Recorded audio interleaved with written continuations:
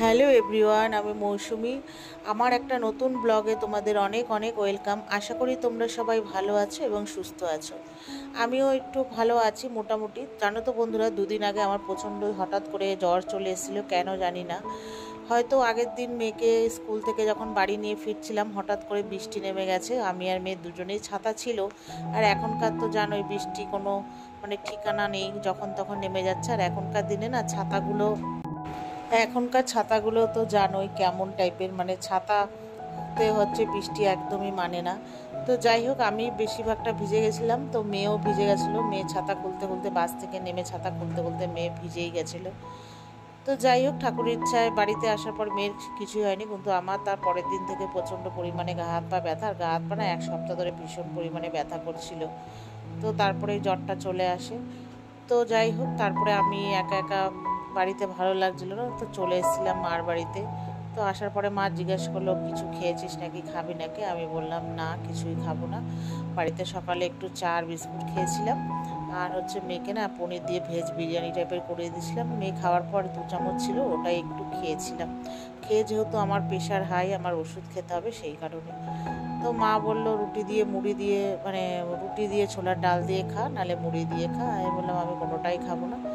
তারপরে কিছুক্ষণ পর বললাম, ঠিক আছে দাও একটু ছোলার ডাল। মা ওই বাটি করে দেখলেই তোমরা দিয়েছে।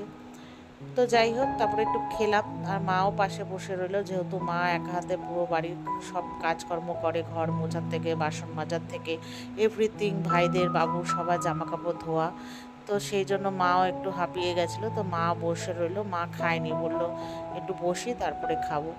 আমি বললাম 1টা বেজে গেছে, খেয়ে নাও। আর বুঝতেই পারো, একা হাতে সব কিছু সামলায়, আর টিফিন খাওয়ার সময় হয় না। তো তারপর মা খেলো। তারপরে খাওয়া দাওয়ার পর আমাকে একটু বাটিতে ছোলার ডাল এনে দিল, আমি একটু খেলাম। তো খাওয়া দাওয়ার পরে তারপরে মা বলল যে আজকে হবে মেনুতে কচুর শাক। তো মা বলল কচুর শাকটা সেদ্ধ হয়ে গেছে, আমি ওটা করব, তারপরে আলু পটল দিয়ে চিংড়ি মাছ দিয়ে তরকারি করব। তো আমি বললাম যে তাহলে তুমি আমাকে দাও, আমি আলু পটলটা কেটে দিই। তো ওই যে আমি দেখলে আলুগুলো কুচি কুচি করে কেটেছি। তারপরে পটল কাটলাম। তো কেটে ফেটে আমি ঘরে এসেছি, হাঁপিয়েই গেছি। আর মা না, এখন যেহেতু আম ঠামের সিজন, আর ওই সবজির ওই জায়গাটা না প্রচণ্ড পরিমাণে লাল পিঁপড়ে হয়ে গেছিলো। তো আমি ওটাই একটা দেখে আমার গা হাত পা কেমন একটা করছে, অস্বস্তি। তো যাই হোক, তারপরে এসে বসলাম। তারপরে বসার পরে তো মাকে বললাম একটু চা করো, তোমরা তো জানো একটু চা ঠা খেতে ভালোবাসি। তারপরে মা চা করলো। রান্না টান্না হওয়ার পরে তখন বাজে ওই 2:20 থেকে 2:30টা। তো চা করার পর চা খেলাম। তো খাওয়া দাওয়ার পরে তো মা বললো আমার আর ভালো লাগছে না, একটু শুয়ে থাকি, যখন ভাইরা আসবে তখন আমাকে ডাকিস। আমি বললাম ঠিক আছে। আর বাবু পাশের ঘরে টিভি দেখছিল। তারপরে যাই হোক, মা ওখানে একটু ঘুমাচ্ছিল, আমি বসে বসে ফোন দেখছিলাম। আমারও ভালো লাগছিল না, বোরিং লাগছিল। আর ফোনের মধ্যে এক জিনিস বারবার আসে, বুঝতেই পারো। শরীরে যদি কোনো কিছুই ভালো না লাগে, কোনো কিছুই ভালো লাগে না, এটা তো সবাই জানো, মানতে হয়।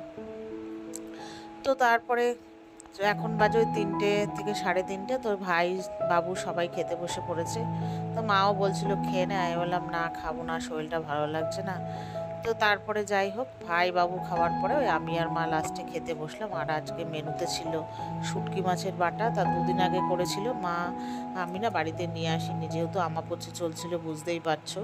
তো ওই জন্য নিয়ে আসিনি, মার বাড়িতেই একদিন খেয়েছিলাম, আর ভিডিও করিনি। আর এই জন্য আজকেও খেলাম, যেহেতু শরীরটা ভালো না। ওই জ্বরের মধ্যেই মাকে বলেছিলাম একটু বাটা করো, তো ওইখানেই খেয়েছিলাম। তারপর আজকে ওই মা কচুর শাক, তার তোমার ওই বাটা আর আলু পটলের তরকারি করেছিল। তো আলু পটল খাইনি, শুধু কচুর শাক আর বাটা দিয়েই ভাত খেয়েছি। তো খাওয়া দাওয়া করে ওই 4:30 পৌনে 5টার মতো বাজে, তখন বেরিয়ে আসলাম। মেয়েকে স্কুল থেকে নিয়ে বাড়ি এসেছি। তো বাড়ি আসার পর মেয়ের যথারীতি পড়া।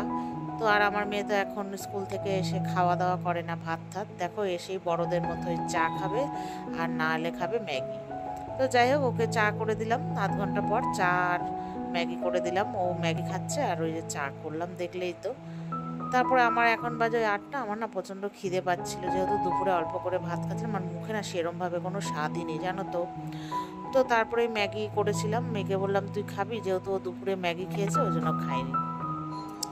তো তারপরে আমি ম্যাগিটাকে সব সবজি দিয়ে ভেজ ম্যাগি করেছিলাম। আর ওই যে বললাম তোমাদেরকে, মেয়েকে পনির বিরিয়ানি করে দিয়েছিলাম। তো সে একটু পনির ছিল, তো মেয়ে বললো প্রথমে চাউমিন খাবে না, বুঝলে তো। তারপর ওর জন্য এই যে দেখো পকোড়া টাইপের ভাজলাম, তারপরে ভেজে আর কি এখানে হচ্ছে বেসন, নুন, তারপরে হচ্ছে পেরি পেরি পাউডার, তারপরে হচ্ছে লঙ্কা গুঁড়ো, একটু হলুদ আর হচ্ছে অরিগানো দিয়ে আর ম্যাগি মশলা দিয়ে একটু ওই যে ফ্রাই করে নিয়েছি।